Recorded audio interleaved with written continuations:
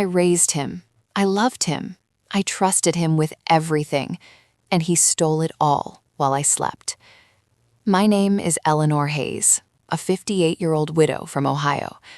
My only son, Ryan, moved back home after losing his job. I welcomed him with open arms.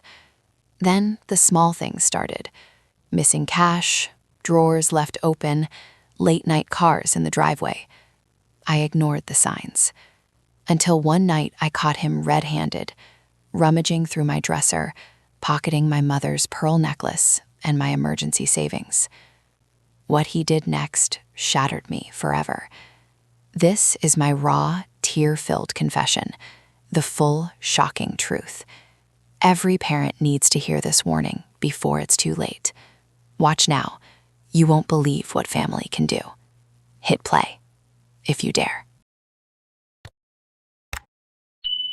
My name is Eleanor Hayes, and if you'd asked me a year ago how I pictured my golden years, I would have smiled and said something predictable, like peaceful. A little house in suburban Ohio, the same one Tom and I scraped together a down payment for back in 1989, when interest rates were sky high and we were young enough to believe we'd figure it out. White siding that needed repainting every 5 years, a maple tree in the front yard that still drops those sticky helicopter seeds every spring, and a backyard big enough for the grill we barely used anymore. That was my life. Safe. Predictable. Mine. Tom's been gone 8 years now. Pancreatic cancer, the kind that doesn't give warnings or second chances. He fought like hell for 14 months, but in the end, it was me sitting beside his hospital bed in that sterile room at Cleveland Clinic, holding his hand while the monitors slowed to nothing. He left me the house free and clear, a decent life insurance payout, our joint savings account that we'd built slowly over decades, and the small jewelry box my mother had pressed into my hands the week before dementia stole the last pieces of her memory. A pearl necklace, a gold locket with a tiny baby picture of me inside, her wedding band she'd worn every day since 1957. Nothing that would make headlines, but everything that mattered to me. I turned 58 last June. Retirement wasn't forced on me. I chose it. After Tom died, I kept working part-time at the public library downtown, 3 mornings a week shelving books, helping kids with their summer reading lists, recommending cozy mysteries to the retirees who came in for the free AC and coffee. It gave me structure, people to talk to, a reason to get out of my robe before noon. The rest of the time I gardened, watched Hallmark movies, called my sister in Florida every Sunday, and tried not to think too hard about how quiet the house had become. Then Ryan came home. Ryan is my only child, 32 now, tall like his father, same dark hair that falls into his eyes when he's thinking hard, same quick smile that used to melt me when he was 5 and wanted an extra cookie. He was the golden boy growing up, straight A's through high school, partial academic scholarship to Ohio State, degree in computer information systems. He landed a solid job right out of college with a mid-sized tech firm in Columbus, good benefits, 401k match, the kind of stability Tom and I never had at that age. I was so proud I cried at his graduation, and again when he got his first real paycheck and bought me a new dishwasher because the old one leaked. Then the layoffs hit. Tech was shutting jobs faster than autumn leaves last year. Ryan called me one rainy Tuesday in October, voice tight, saying the company had restructured his entire department. He was out. Severance was 2 months of pay, Cobra was expensive, and the job market was brutal. "Just for a few months, Mom," he said, "till I get back on my feet.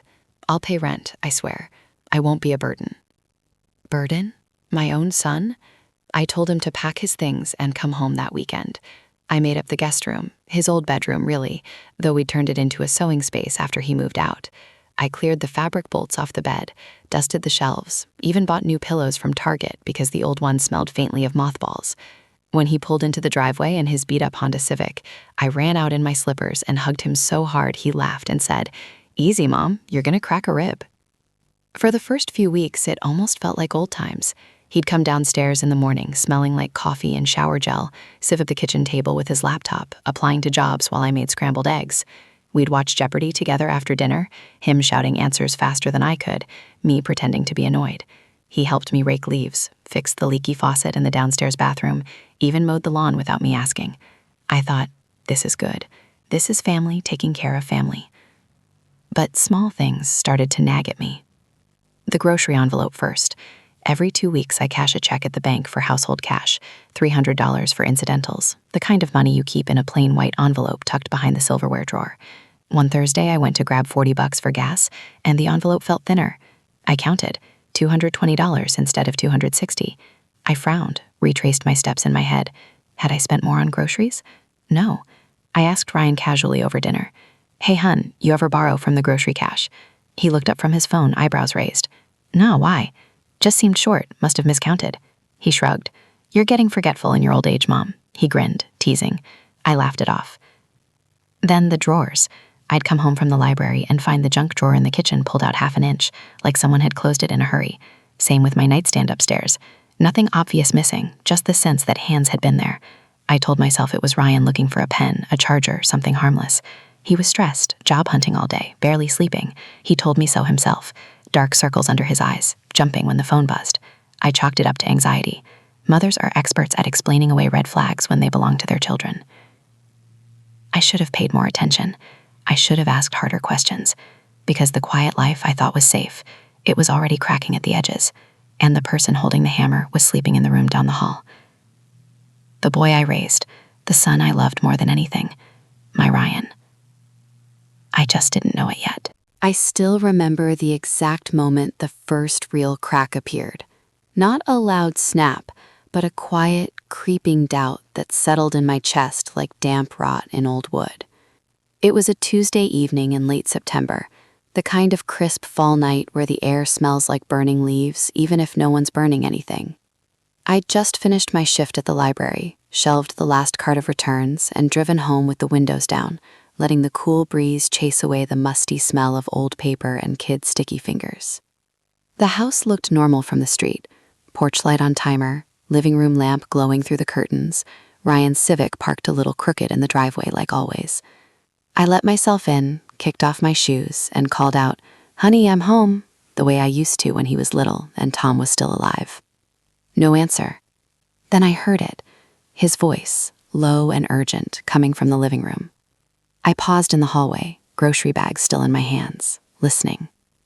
"I need more time. I told you, I'm working on it. Yeah, I know what I owe. Just don't come here, okay? Not tonight. She's gonna be home any minute." A pause. His breathing sounded ragged. "I said I'd handle it. Give me till Friday. Please." He hung up fast, too fast. The phone clattered onto the coffee table like it burned him. I stepped into the doorway. Ryan was sitting on the edge of the couch, elbows on knees, staring at the floor. His dark hair was messy, like he'd been running his hands through it for hours. When he looked up and saw me, his face did this quick shift. Surprise, then a forced smile that didn't reach his eyes. "Hey, Mom, didn't hear you come in." "Everything okay?" I asked, keeping my voice light, the way moms do when we sense storm clouds but don't want to scare the thunder away. Yeah, just work stuff, old client drama from the last job. They're still bugging me about some project handover nonsense." He stood up, stretched, tried to look casual, but his hands were shaking just enough that he shoved them into his hoodie pockets. I nodded slowly. "You sure?" Sounded pretty intense. He laughed, a short, hollow sound. "You know how corporate people are. Always drama. I'm handling it." I set the groceries on the kitchen counter and started unpacking. Cereal, milk, bananas, giving him space to breathe. But my mind was already turning circles. Who calls at 8:30 at night about a project handover months after you've been laid off? And why the pleading tone? Ryan had always been good with words, quick to smooth things over. This felt different, raw. We ate dinner quietly. I'd thrown together spaghetti with jar sauce and frozen meatballs, comfort food. He picked at his plate, scrolling his phone between bites. Every time it buzzed, he flinched like it was a slap. Afterward, he helped clear the table without me asking. That was new. He used to disappear to his room the second the plates were stacked. Tonight, he lingered, wiping counters, loading the dishwasher, almost like he didn't want to be alone. I decided to test the water. "Ryan, if something's wrong, you can tell me. Money trouble? Girl trouble? Anything." He froze for half a second, sponge in hand. Then he shook his head. "Nah, Mom, I'm good. Just tired. Job hunt's brutal. 50 applications this week, 0 callbacks." He gave me that same half smile. "I'll figure it out, promise." I wanted to believe him. God, I wanted to. So I hugged him goodnight, quick, tight, and went upstairs to read. But sleep wouldn't come. Around 1 a.m., my bladder woke me. I padded downstairs in my robe for a glass of water. The house was dark, except for the faint blue glow from the living room. Ryan's laptop sat open on the coffee table, screen still on, saver mode swirling lazy patterns. I shouldn't have looked, I know that now, but curiosity, or maybe instinct, pulled me closer. The screen wasn't locked. The browser was open to my online banking portal. My account, the one I'd set up years ago with Tom, the one he'd always handled because numbers gave me headaches. The login page showed my username pre-filled, password dots hidden but clearly remembered. The session was still active. My stomach dropped. I clicked the mouse, careful, quiet, and the dashboard loaded. Recent activity tab first. Nothing huge, a few small transfers to savings, automatic bill pays. Then I saw it, a $200 withdrawal from the ATM at the corner gas station 2 days ago. I never use that ATM. I always go to the bank drive-thru. I scrolled further, another $150, same ATM, 3 days earlier, and $75 cash back at the grocery store I never shop at, the one on the other side of town. My heart hammered so loud I was sure he'd hear it upstairs. I closed the tab, shut the laptop lid gently, and stood there in the dark, breathing shallow. He'd logged into my account. He knew my password. How long had he had it? And why? I told myself there had to be an explanation. Maybe he was checking something for me, balancing the checkbook, looking at bills. Maybe he'd asked and I'd forgotten. Mothers forget things. We get busy. But the phone call replayed in my head. I know what I owe. Don't come here. I went back to bed, but I didn't sleep. I lay there staring at the ceiling fan, shadows spinning slow circles, wondering how long the quiet life I'd clung to had been a lie. The next morning, Ryan was up early, showered, smelling like the cedarwood body wash I'd bought him for Christmas. He made coffee, strong, the way I like it, and handed me a mug with a grin. Sleep okay, Mom? I studied his face. Same eyes I'd kissed goodnight for 18 years. Same crooked tooth when he smiled. Fine, I said. You? Like a rock. He kissed my cheek and headed to the dining table with his laptop. Job applications, he said. I sipped my coffee and watched him from the kitchen doorway. He looked normal. Tired, maybe. Stressed. But normal. That's what scared me most. Because if my son could sit there drinking coffee I'd made, smiling at me, while hiding something big enough to make his voice shake on the phone, then what else was he hiding? And how long before the crack became a break? I didn't confront him that day, or the next. I waited. Mothers always wait a little longer. We hope, we pray, we pretend, until we can't anymore. And that moment, the one where pretending stops, was coming faster than I knew. The pearl necklace vanished on a Saturday in early October, the kind of gray, drizzly day that makes you want to stay inside with tea and a blanket. I'd planned to wear it to the church fall bazaar, nothing fancy, just the annual craft sale and potluck where the ladies from the choir sell their knitted scarves and homemade jams. It was one of those rare outings that still felt special, a chance to put on lipstick, pin my hair back, and pretend life hadn't shrunk to just me in the house. I opened the top drawer of my dresser, the one with the false bottom Tom had built years ago, so we could hide a little emergency cash and my mother's jewelry without worrying about break-ins. The velvet box sat right where it always did, navy blue, faded at the corners from decades of opening and closing. I lifted the lid expecting the familiar soft gleam of those perfect, creamy pearls, each one knotted by hand on silk thread, the way Mom used to do everything, with love and precision. The box was empty. For a second, I just stared, brain refusing to catch up. I ran my fingers over the satin lining, thinking maybe they'd slipped into a seam. Nothing. I pulled the drawer all the way out, checked underneath, even tipped it upside down on the bed. The pearls were gone. My knees went weak. I sat on the edge of the mattress, heart thudding hard enough to hurt. That necklace wasn't just jewelry. It was the last gift Mom gave me before the Alzheimer's took her away piece by piece. She'd handed it to me on my 40th birthday, hands trembling, eyes still clear for one more afternoon. "Eleanor," she'd said, "these were your grandmother's. Wear them when you need to remember who you come from." I'd worn them to Tom's funeral, to Ryan's college graduation, to every milestone that mattered. Losing them felt like losing her all over again. I searched the whole bedroom, under the bed, in the closet, behind the nightstand. Panic built with every empty corner. Had I moved them? Put them somewhere else and forgotten? I was 58, not 80, but memory slips happen. Still, deep down I knew. I hadn't moved them. They were always in that box, always in that drawer. I went downstairs, trying to keep my breathing steady. Ryan was in the kitchen, hunched over his laptop at the table, coffee mug cold beside him. He looked up when I walked in, eyebrows lifting at my face. "Mom, you okay? You're pale?" "My pearls," I managed. "The necklace. It's gone." He frowned, genuine concern creasing his forehead. "Gone? Like stolen?" "I don't know. The box is empty. I looked everywhere upstairs." He stood up fast, chair scraping the tile. "Let me help. Maybe you misplaced them. You've been stressed lately." We tore the house apart together, or at least it felt like together. He checked the living room drawers, the coat closet, even the junk drawer in the kitchen where random things always end up. I went through every jewelry box I owned, every shelf in the basement storage room. He climbed the attic stairs to look in the old suitcases, came down dusty and empty-handed. "Nothing," he said, wiping his hands on his jeans. "This is weird, Mom. You sure you didn't take them to the jeweler or something? For cleaning?" "I haven't touched them in months." He rubbed the back of his neck, the way Tom used to when he was thinking hard. "We should call the police, file a report. If someone broke in." The idea made my stomach twist. A break-in? In our quiet neighborhood? The doors were locked every night. I double-checked them myself. No broken windows, no signs of forced entry. And if someone had gotten in, why take only the pearls?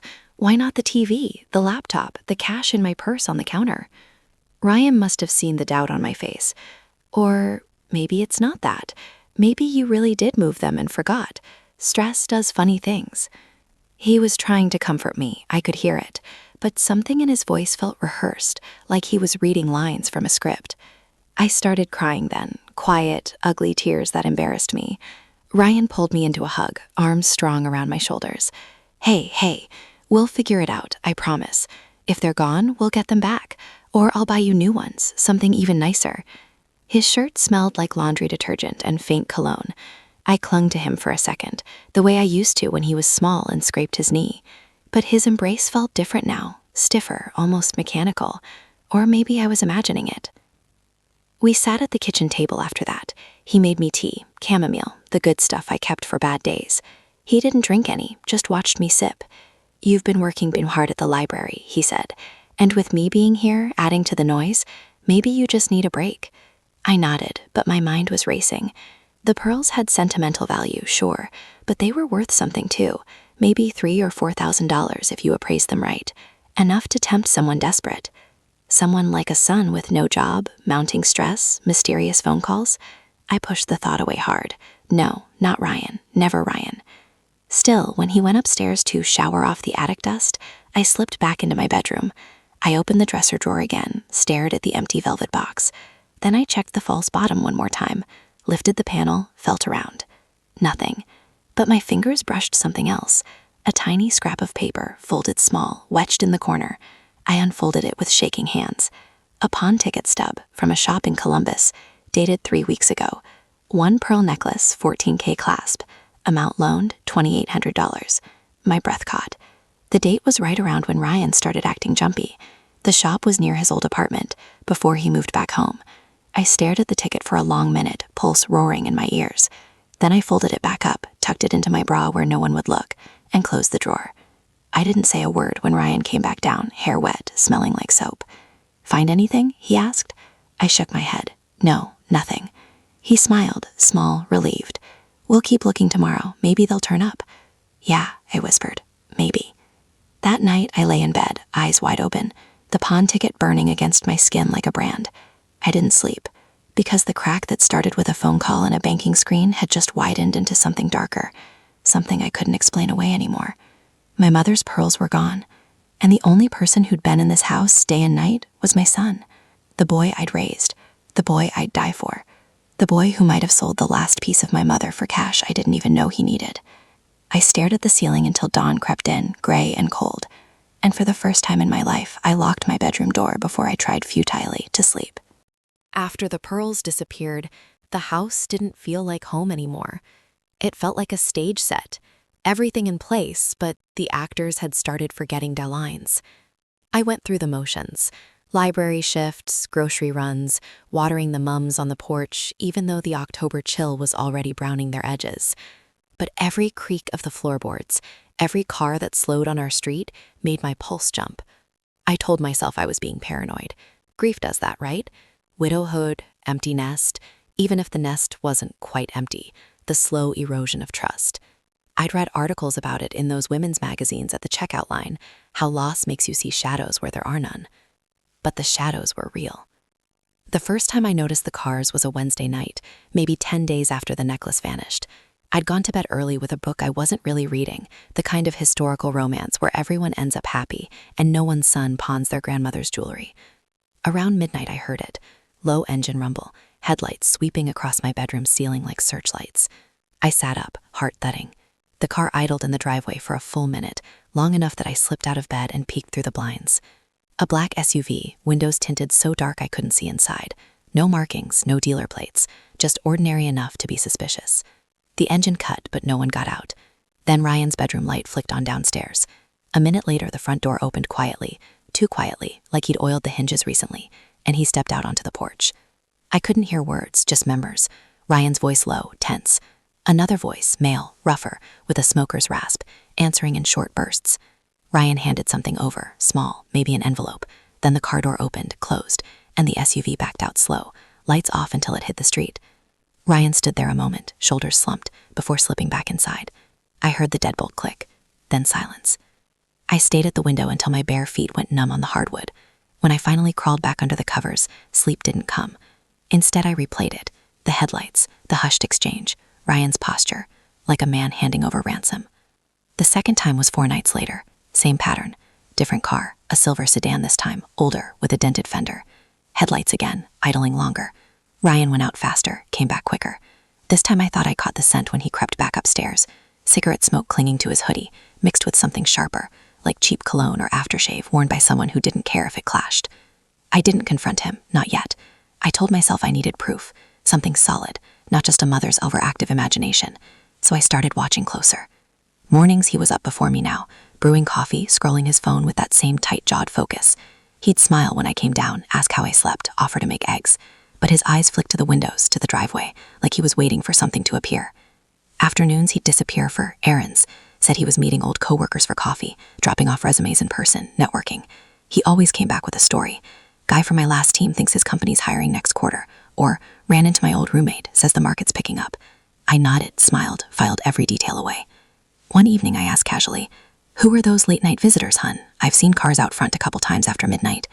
He froze mid-bite of the leftover lasagna I'd reheated. Then he laughed, short, forced. "Just a buddy helping with job leads. Networking, you know? Some people only talk after hours." "Must be important friends," I said, keeping my tone light. "They never come inside." Ryan shrugged, pushed food around his plate. "They're night owls, work weird shifts, don't want to bother you." I let it drop.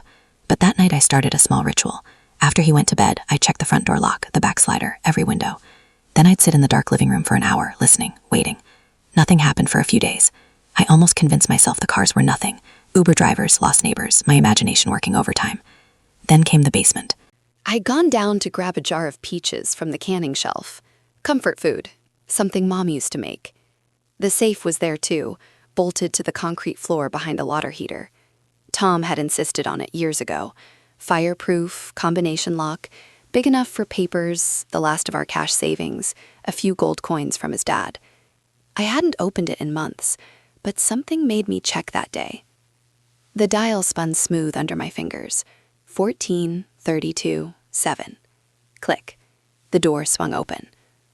Everything looked normal at first. Manila envelopes labeled deeds, insurance, birth certificates. The cash envelope, $12,000 in hundreds and twenties, our emergency fund after Tom died, was still sealed with the same rubber band I'd put on it. But when I lifted it to check the count, the weight felt wrong. Lighter. I tore it open. Half the bills were gone. Exactly half. $6,000 missing. The rest fanned out like someone had counted carefully and left just enough to make it look untouched. My hands shook so hard the money scattered across the floor. I knelt, gathered it up, heart slamming against my ribs. No forced entry. The safe hadn't been drilled or pried. Whoever took it knew the combination. Only 3 people had ever known it: Tom, dead, me, and Ryan. I told him years ago, just in case something happens to me, you'll need to handle things. I sat on the cold concrete, staring at the safe like it had betrayed me personally. Upstairs, Ryan was in the shower. I could hear the water running. I had maybe 10 minutes. I put the remaining cash back, closed the safe, spun the dial twice. Then I went upstairs, washed my face, and started dinner like nothing had happened. When he came down, hair wet, smelling like soap, he asked, "You okay, Mom? You look tired." "Just a long day," I said. He hugged me from behind while I stirred the chili. "Love you." "Love you too," I whispered. But my arms didn't hug back as tight. That night the cars came again. Same black SUV, same slow crawl up the drive. Ryan went out quicker this time, came back empty-handed.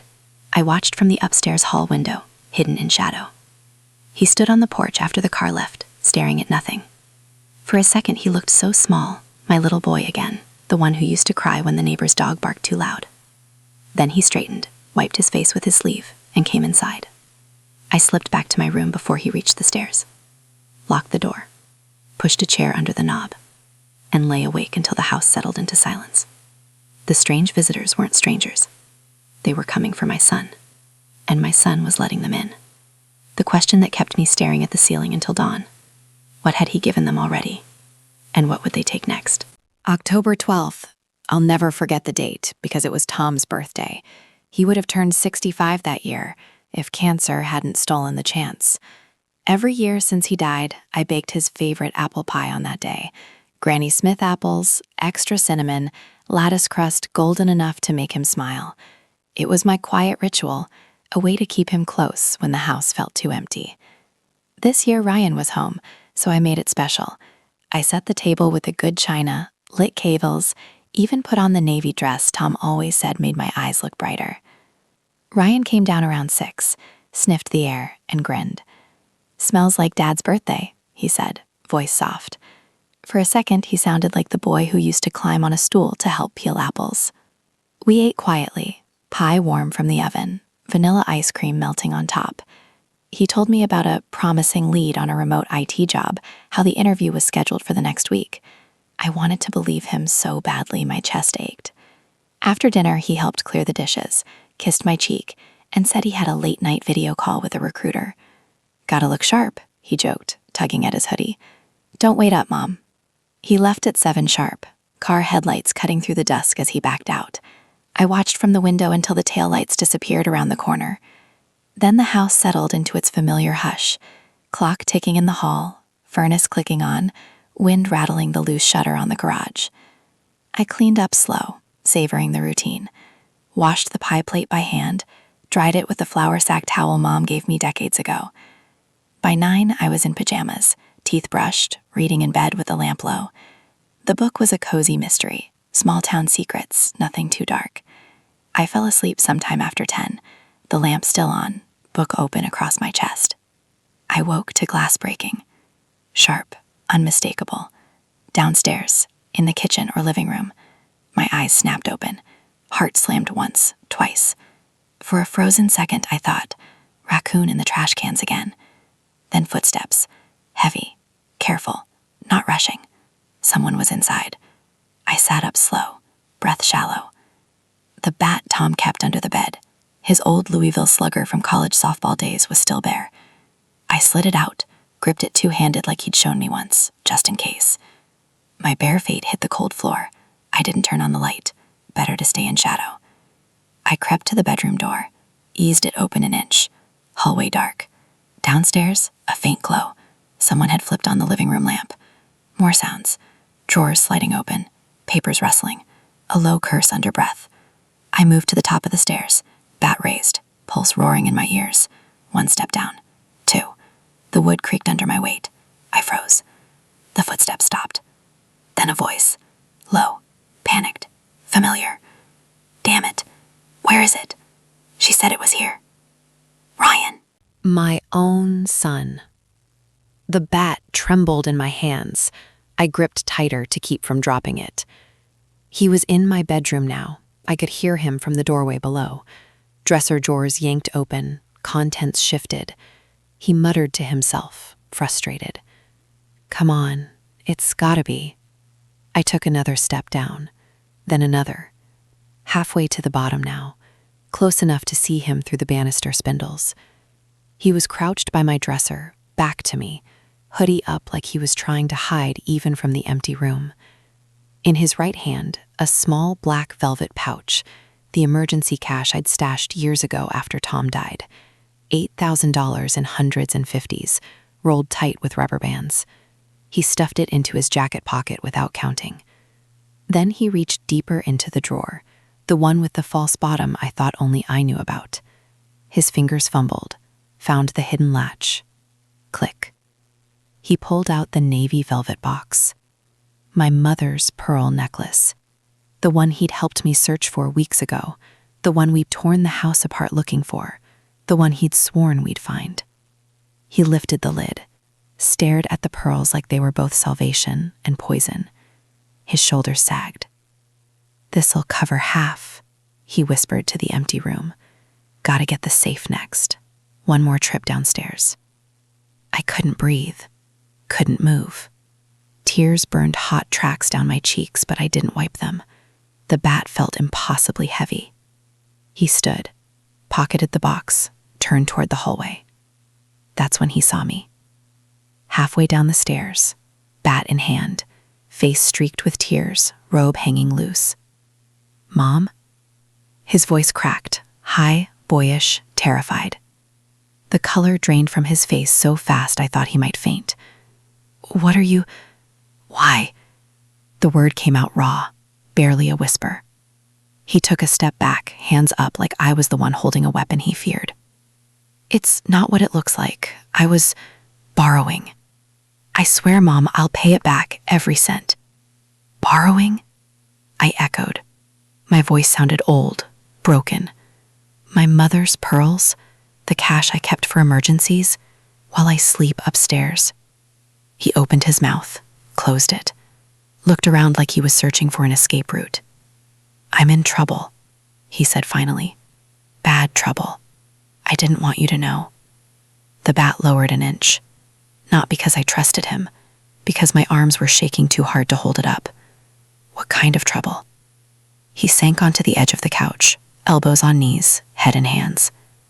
"Gambling," he said.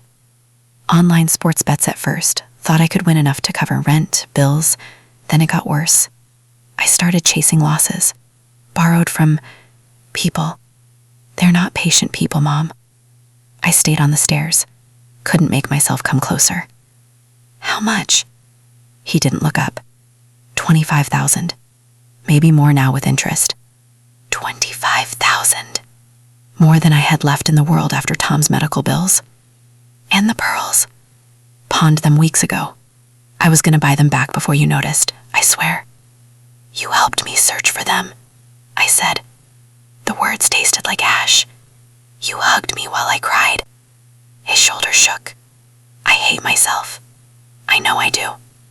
Silence stretched between us, thick, suffocating. I wanted to scream, to hit him with the bat until he felt half the pain ripping through me.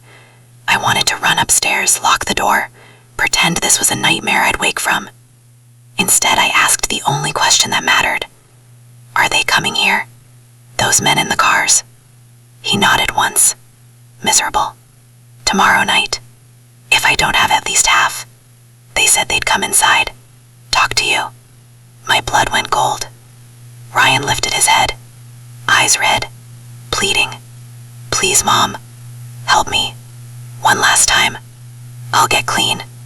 I'll get a job. I'll fix this."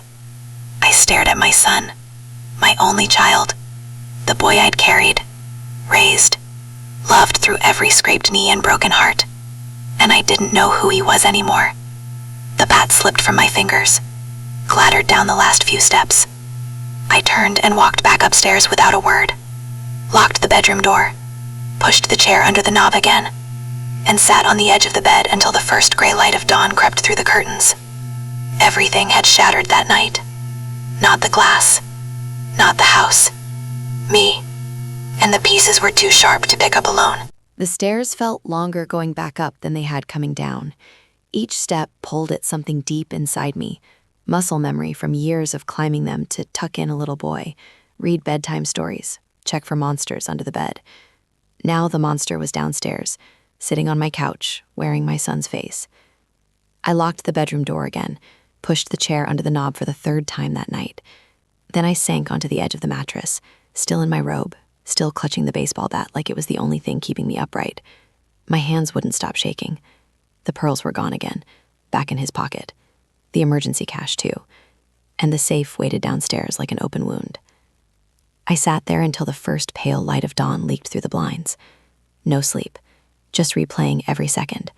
His whisper to himself, the way he'd pulled the velvet box out like it was treasure he'd earned, the shock in his eyes when he saw me on the stairs. My boy, my Ryan, robbing me in the dark like I was a stranger. Around 6:30, I heard him moving downstairs, coffee maker gurgling, fridge door opening and closing. Normal sounds, domestic, safe. I almost laughed at how wrong they felt now. I couldn't hide forever, so I showered, hot water stinging my skin, dressed in jeans and a sweater, the plain gray one Tom used to call my armor when I was upset. I brushed my hair, put on lipstick even though my hands trembled drawing the line, small acts of control when everything else had slipped away. When I came down, Ryan was at the kitchen table, mug in both hands, staring into the black coffee like it held answers. He looked smaller somehow, shoulders hunched, eyes red-rimmed. He hadn't slept either. "Mom," he said when he saw me, voice cracked on the single word. I didn't answer right away. I poured myself coffee, black, no sugar, then sat across from him. The table between us felt like a mile. "Talk," I said. Flat, no warmth, no honey, just that one word. He swallowed hard, set the mug down, hands flat on the wood like he needed something solid. "I'm sorry," he started. "Don't." He flinched. "I mean it," I said. "Don't start with sorry. Start with truth. All of it. No half stories, no excuses. I deserve that much." He nodded once, took a breath that sounded painful. "It started 6 months ago," he said, "after the layoff.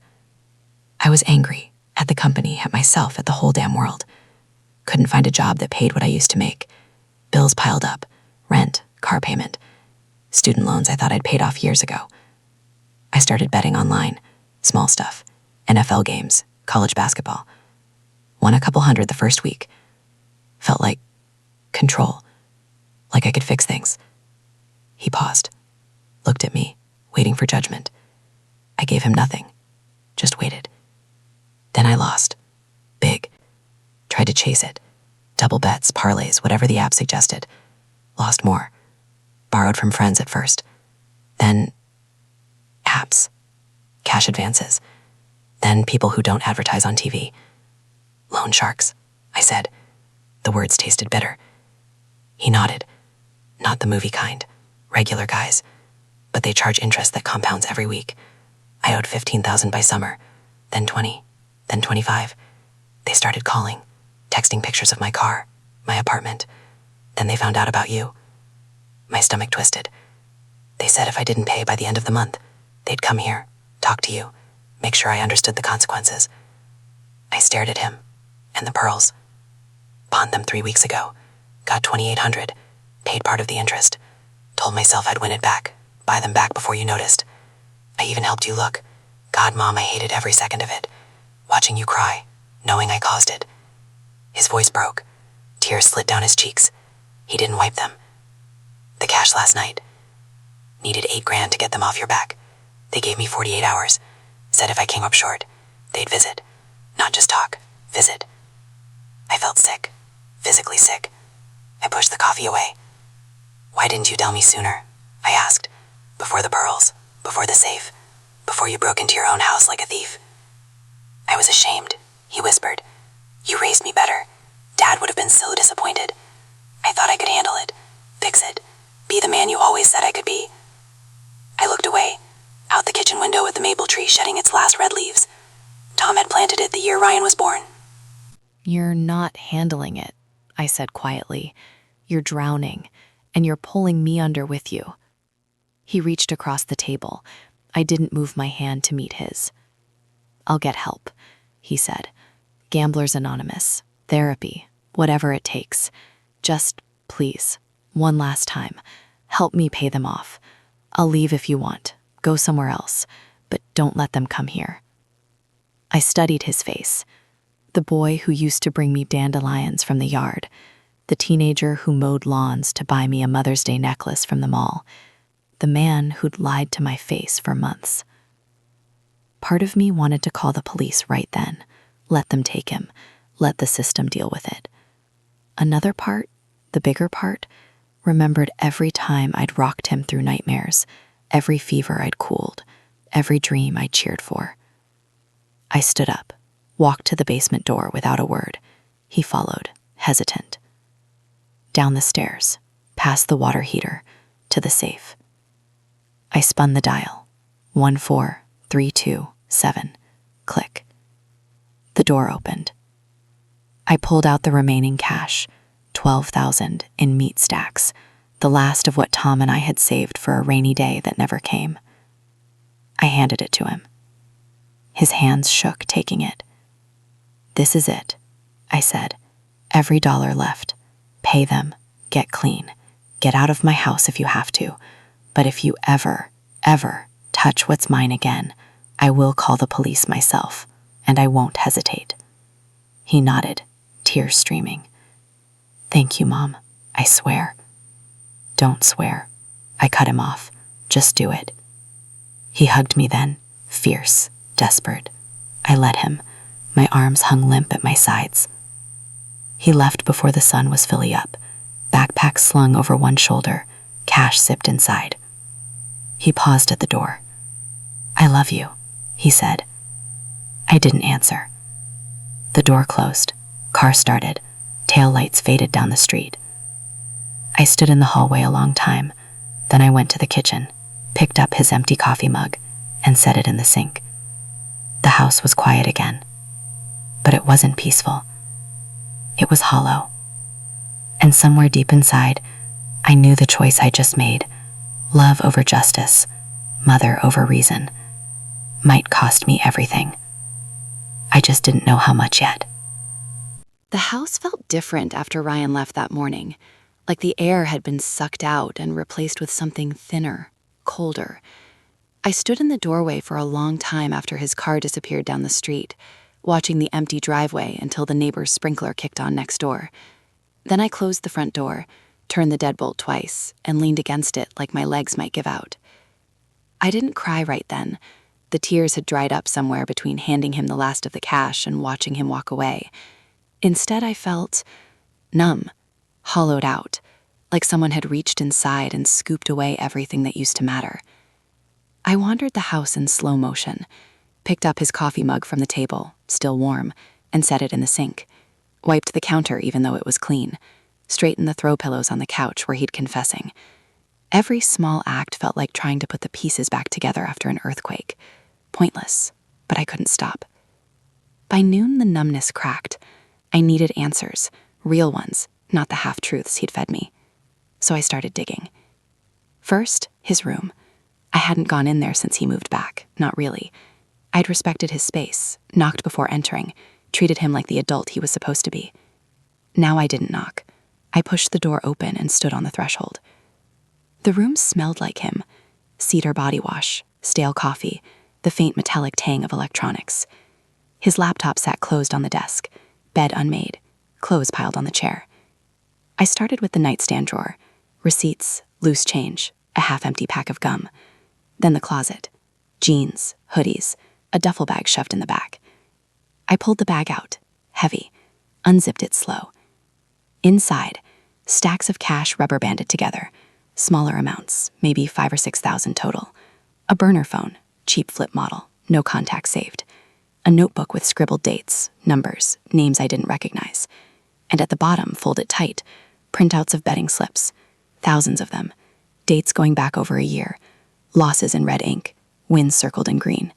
The pattern was clear, small wins early, then bigger and bigger bets, then the red ink swallowing everything. My stomach turned. I sat on the edge of his bed, notebook in my lap, flipping pages until the numbers blurred. Then I found the emails. He'd left his main laptop open, screensaver off, browser still logged in. I shouldn't have looked, but I did. Gmail inbox, hundreds of unread messages, subject lines that made my skin crawl. Final notice, payment due immediately. 48-hour extension denied. Visit scheduled, Hayes residence. Last warning before escalation. I clicked one, from a company called Peak Lending Solutions. No website logo, just text and a phone number with a Vegas area code. The email detailed the debt. Principal $18,000. Accrued interest $9,200. Late fees $4,300. Total due $31,500. Deadline October 14th. After that, field representatives will visit collateral contacts. Collateral contacts. Me. Another email chain, older, from his former employer, HR department. Termination letter dated 6 months earlier than he told me. Reason, misappropriation of company funds. They'd discovered irregular transfers from client accounts, small at first, then larger. Police had been notified, but no charges filed yet because the company wanted to avoid publicity. Ryan had agreed to repay $14,000 quietly. He hadn't. I sat back, chair creaking. The room spun a little. He hadn't just lost his job. He'd been fired for stealing. From his company. The same way he was stealing from me now. I kept scrolling. Found texts synced to the laptop. iMessage thread with someone named V. Short messages. V. Where's the 5K? Ryan. Working on it. Mom's helping. She better. Clock's ticking. Don't make us come to Ohio. We hate road trips. My hands went cold. V was one of the men in the cars, the smoker's voice on the porch. I closed the laptop, stood up, paced the room. Everything he told me downstairs, the gambling, the loan sharks, the fear, was true, but it wasn't the whole truth. He hadn't just borrowed to cover bets. He'd stolen to keep the machine running, from work, from me, from anyone he could. I went back downstairs, grabbed my phone, and did what I should have done weeks ago. Called the library where he said he'd been networking. The head librarian, sweet Mrs. Callahan, picked up on the second ring. Eleanor, everything okay? Hi, Margaret. Quick question. Has Ryan been in lately? Dropping off resumes or meeting anyone? A pause. Ryan? No, hun. Haven't seen him since last spring when he helped with the computer class. Why? Nothing, I lied. Just checking. Thanks. I hung up. My knees buckled. I sank onto the couch. He hadn't been job hunting. Not really. The interviews, the leads, the coffee meetings, all lies. He'd been running, hiding, buying time. The rest of the afternoon blurred. I called my bank, quietly, from the upstairs landline so neighbors wouldn't hear. Confirmed small transfers I didn't recognize. ATM withdrawals in Columbus on days he said he was home. A wire to an online sportsbook I'd never heard of. By evening, I was exhausted. Sat at the kitchen table with a cup of tea gone cold, staring at the pawn ticket I'd found in the dresser weeks ago. The pearls were probably gone forever, sold to some stranger who'd never know what they meant. Around 8, my phone buzzed. Unknown number. Vegas area code. I let it go to voicemail. Mrs. Hayes? This is Victor from Peak Lending. Your son Ryan owes a significant balance. He assured us you were assisting with payment. We expect full settlement by tomorrow night, or we'll need to discuss alternative arrangements. You have a lovely home. Be a shame if anything happened to it. Or to you. Click. I played it twice, 3 times. Each time the voice got colder. I didn't call the police. Not yet. Part of me still hoped Ryan would come through, pay them off with the money I'd given him, disappear somewhere safe, get help. Mothers hold on to hope longer than they should. But deep down, the truth was unraveling fast. My son wasn't just in trouble. He was the trouble. And I'd given him the last of my safety net to keep feeding it. I locked every door, checked every window, sat in the dark living room with Tom's bat across my lap, waiting for the cars to come back, for Ryan to call and say it was over, for the knock I knew was coming. Because secrets don't stay buried. They claw their way out. And when they do, they bring everything down with them. The morning after Ryan left with the last of my cash felt like waking up in someone else's life. The house was too quiet. No footsteps on the stairs, no coffee maker gurgling before I opened my eyes, no son pretending everything was fine. I lay in bed staring at the ceiling fan spinning lazy circles, replaying the moment I'd handed him the envelope. $12,000. Every last bill Tom and I had tucked away for a future that never included bailing out our only child from predators he'd invited into our lives. I could have called the police right then, dialed 911, told them my son had stolen from me, that he was running from loan sharks, that he'd lied about everything. They would have come, taken a report, maybe even put out a bolo on his car. Ryan would have been picked up, cuffed in some parking lot, booked, fingerprinted. 18 months, maybe more, depending on how the charges stacked. Theft, fraud, whatever else they could prove. His life would have been marked forever. Record, probation, jobs he couldn't get, doors that would stay closed. I could have done that. Instead, I chose the other path, the mother's path, the one paved with hope and history and the stubborn belief that blood means something unbreakable. I told myself it was temporary. One last rescue.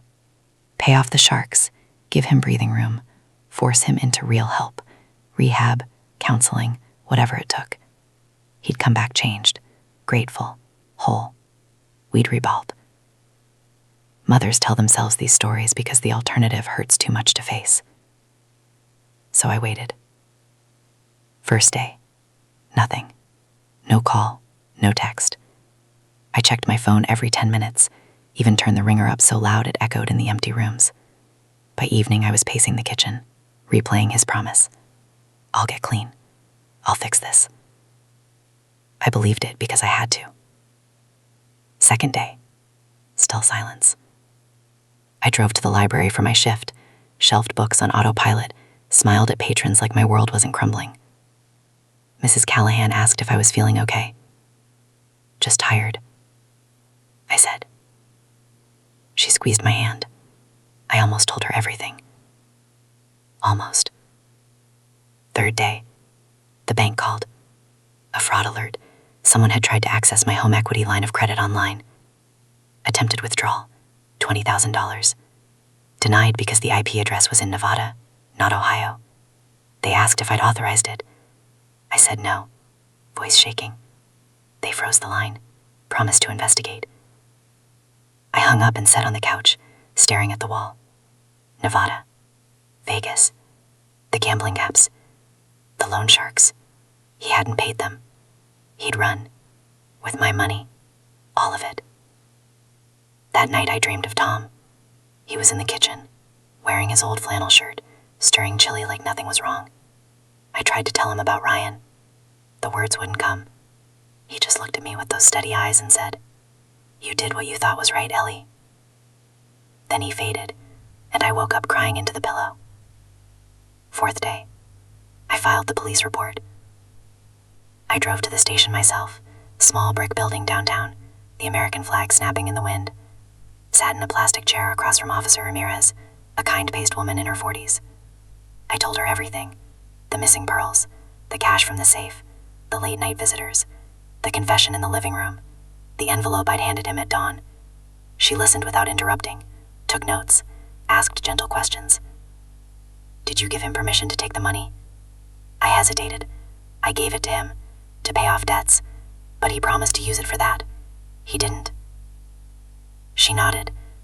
"That's theft by deception. We'll open a case. Might take time to track him, interstate stuff, but we'll try." I left feeling lighter and heavier at the same time, like I had finally stepped out of the fog, but the sunlight burned. Fifth day. They found him. A motel off the strip in Las Vegas. He'd used his real name to check in, arrogant or desperate. I couldn't tell. Nevada State Police picked him up on the warrant Ohio issued. No fight. He went quietly. They called me from the station there, a detective with a tired voice. "Ma'am, your son's in custody. He's asking to speak with you. Collect call. Do you accept?" I said yes before I could think. The line crackled. Then his voice, small, broken. "Mom." I didn't speak at first, just breathed. "I'm sorry," he said. "I messed up. Worse than I ever thought. I took the money. I thought I could double it. One big bet. Win it all back. Pay everyone. Come home like a hero. I lost. Everything. Then I panicked. Ran. Tears burned my eyes again. They're charging me here too, he continued. Fraud, theft, whatever else. I deserve it. I know I do. I swallowed hard. Why didn't you just pay them, Ryan? Why run? I was scared. Scared of jail. Scared of facing you. Scared I'd never be the son you wanted. You were, I whispered. Until you weren't. Silence stretched long enough I thought the call had dropped. I love you, Mom, he said finally, even if I don't deserve to say it. I hung up. Not out of anger, out of exhaustion. I couldn't carry his words anymore. The police told me the rest later. He'd sold the last pieces of jewelry I hadn't even known were missing, my wedding band, a bracelet from Tom's mother, on online pawn sites, quick cash, gone in days. The sharks got nothing. They'd probably come looking again, but Ryan was in custody now, safe from them at least. I sat in the dark living room that night, Tom's bat across my lap again. The house felt smaller, colder. Every corner reminded me of choices I'd made. I could have called the cops the first night I caught him in my dresser. I could have locked him out when he came home jobless. I could have said no when he begged for the cash. But I didn't. Because love isn't logical. It's a reflex. A habit carved into your bones over 32 years. You protect, you forgive, you give, even when it costs you everything. And sometimes, most times, it haunts you. I still hear his voice on that collect call. Small, lost. My little boy asking for one more chance. I still see the envelope in his hand as he walked out the door. I still feel the weight of the safe when I open it now, empty except for old papers and dust. That choice, the one where I chose my son over my safety, will follow me forever. Some nights I sit on the porch, wrapped in Tom's old jacket, watching the streetlights flicker on, wondering if I did the right thing, wondering if there even was a right thing, wondering how a mother's heart can break so completely and still keep beating. The days after Ryan's arrest blurred into one long gray haze. I moved through the house like a ghost, making coffee I didn't drink, folding laundry that didn't need folding, staring out windows at nothing. The police kept me updated in short professional bursts. Extradition papers filed, court date set in Franklin County, charges stacking like bricks, grand theft, wire fraud, identity theft for logging into my accounts, possession of stolen property from the pawn jewelry. 18 to 24 months, the detective said, maybe less with good behavior and a clean record. He had no priors. Small mercy. I didn't visit him in the county jail before the transfer. Couldn't. The thought of seeing him behind glass, orange jumpsuit, numbers across his chest, it would have broken whatever was left holding me together. Instead, I stayed home, locked the doors, kept the blinds drawn. Neighbors started asking questions. Mrs. Larson from across the street brought over a casserole, eyes full of pity. Heard about your boy, she said softly. Anything we can do? I thanked her, took the dish, closed the door before the tears came. 2 weeks after the arrest, the mail brought the first real blow, a certified letter from my bank, statement of account activity for the home equity line of credit. 3 attempts to withdraw funds post-dated the night Ryan left, $20,000 each, all from IP addresses traced to Las Vegas hotels. The first 2 were denied, fraud flags triggered. The third went through. $20,000 gone. I sat at the kitchen table, papers spread out, staring at the red ink balance, negative $19,847 after fees and interest. The line had been secured against the house, Tom's pride and joy, paid off in 2005. Now it was leveraged. If I couldn't repay, the bank could foreclose.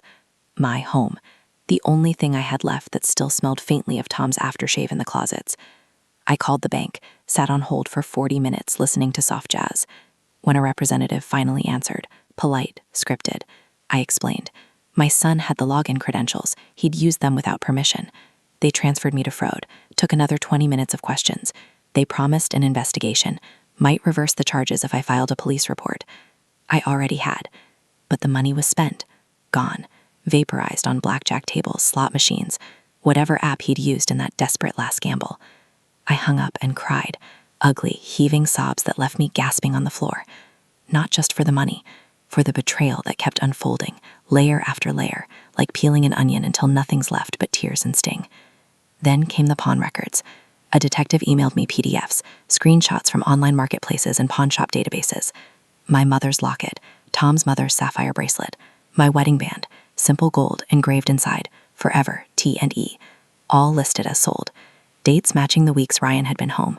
Receipts showing cash payments to accounts I didn't recognize. One buyer even left a review. Beautiful vintage pieces. Seller was in a hurry. Great deal. I printed them, taped them to the refrigerator like evidence in a crime scene. Every morning I'd stand there with my coffee, staring at the proof. My entire history reduced to transaction IDs and dollar amounts. I stopped going to the library, called in sick, then quit. Couldn't face the questions, the sympathetic looks. I stayed inside, curtains closed, phone on silent, except for numbers I knew. My sister called from Florida every day. "Come stay with me," she said. "You don't have to do this alone." I told her I wasn't ready. Truth was, I didn't want anyone seeing how far I'd fallen. Then the final call came. Collect. Ohio Department of Rehabilitation and Correction. Ryan. I accepted. His voice was thinner than before. Tired. Smaller. "Mom, they told me you know about the equity line." I didn't speak. "I'm sorry," he said. "I thought, one last shot. Double or nothing. Win enough to pay it all back. Your money, the sharks, everything. I lost. Again." I closed my eyes. "You used my house, Ryan. The one your father and I worked 30 years for. You gambled my home." Silence on his end. Then a choked sound. Half sob, half laugh. "I know. I hate myself more than you ever could. They're adding charges here. Federal wire fraud now. Could be 5 years. Maybe more." I let the silence stretch. "I don't expect forgiveness," he continued. I need you to know I'm getting help. They have a program inside. Gambling addiction group. Therapy. I'm trying. For real this time." I wanted to believe him. God, I wanted to. But belief had cost me too much. "I can't do this anymore," I said quietly. "I can't keep waiting for the next knife." "I understand." "No," I said. "You don't. You never will." I hung up. That was the last time I spoke to him. The house sold 6 months later. Short sale. Bank took most of it. I walked away with enough for a small apartment in a senior complex downtown. Nothing fancy, but clean, safe, no stairs. I packed what I could bear to keep. Tom's letters, a few photos, the empty velvet box that once held pearls. Everything else went to auction or donation. I see Ryan's face in the mirror sometimes, his eyes in mine, his stubborn jaw. I wonder what he's doing today, if he's clean, if he thinks of me, if regret keeps him awake the way it does me. The final betrayal wasn't the money. It wasn't the jewelry. It was the moment I realized love isn't enough. Not when it's one-sided. Not when it's used as currency. I trusted my child completely. And he taught me the hardest lesson of all. Even the people you die for can kill parts of you without ever raising a hand. I live alone now. Quietly. Carefully. Every night I lock the door. Double-check the deadbolt. Not because I'm afraid of strangers, but because I know what family can do. And I'll never let it happen again. Today, I live in a one-bedroom apartment on the 3rd floor of a senior complex downtown. No yard, no maple tree dropping helicopter seeds, no porch light on the timer.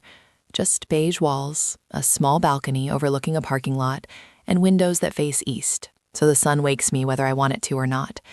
Rent's fixed, utilities included.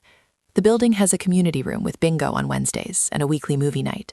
I go sometimes. Mostly I stay in. The move happened fast after the short sale closed. I packed what fit in boxes. Tom's letters tied with twine, our wedding album, a few framed photos of Ryan as a baby, toddler, teenager, smiling in every one. The empty navy velvet box from the pearls went in too, tucked at the bottom like a secret I couldn't throw away. Everything else, the furniture we'd bought together, the dishes we'd argued over patterns for, the grill Tom loved, sold at estate sale or donated. Strangers walked through my house carrying away pieces of my life in their arms. I didn't watch. Ryan's serving 18 months in a medium security facility outside Columbus. Good behavior might shave it to 14. He writes letters, short ones, careful handwriting on lined paper. He talks about the gambling program, group sessions, how he's learning to identify triggers. He says he's sorry. Again. Always. I read them once, fold them, put them in a shoebox under the bed. I don't write back. Not yet. Maybe never. The silence is my boundary now, the one I never set when it mattered. Nights are the hardest. The apartment is quiet, except for the hum of the fridge and distant traffic. I sit in the recliner, secondhand but comfortable, and think about that October night. The broken glass, the bat in my hands, Ryan's face when he saw me on the stairs. Pale, terrified, guilty. I replay it like a movie I can't pause. What if I'd called the police right then? What if I'd locked him out? What if I'd never let him move back home? But what if is a cruel game. It changes nothing. I've learned things since then. Hard, ugly truths every parent needs to hear, even if they don't want to. Love isn't blind. It's just nearsighted. We see our children through the lens of who they were at 5, at 10, at 18, golden moments that block out the shadows creeping in. We excuse the small lies because we remember the big truths, first steps, first words, first heartbreak we held them through. We tell ourselves he's just stressed or she's going through a phase because admitting otherwise means admitting we failed somehow, that we miss the signs. I miss them. The lighter grocery envelope, the ajar drawers, the late-night phone calls, the cars in the driveway, the pawn ticket, the empty safe. Every red flag waved, and I folded them neatly, tucked them away, told myself it was nothing. Mothers do that. We protect. We hope. We sacrifice. But protection can become permission. Hope can become denial. Sacrifice can become self-destruction. So here's the warning I wish someone had whispered to me before I opened the door wide. Check your accounts, not once a year, weekly. Set alerts for every transaction over $20. Change passwords regularly. Don't share logins, even with family. Just in case becomes right now faster than you think. Listen to your gut. That uneasy feeling at 2 a.m. It's not paranoia. It's instinct. Trust it before trust becomes betrayal. Teach boundaries, even with your own children. Love doesn't mean unlimited access. A locked drawer isn't distrust. It's self-respect. A no isn't rejection. It's survival. And when the worst happens, when the person you'd give your life for takes pieces of it instead, don't blame yourself forever. Guilt is heavy, but it's not yours to carry alone. Ryan made choices. I made mine. We both pay the price. I don't hate him. I can't. Hate would require feeling something sharp and alive, and most days I just feel tired. But I don't forgive him yet either. Forgiveness isn't owed. It's earned. He hasn't earned it. Maybe he will someday. Maybe he won't. I hug my own arms sometimes when the loneliness presses in, whisper to the empty room, "You're safe now." Because I am.